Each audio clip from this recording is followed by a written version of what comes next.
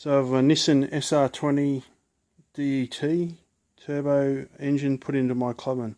Just wiring it up. As you can see, the mess there, still doing some wiring, but I'm at the stage where it needs to fire, and it's just not starting the way I thought it might.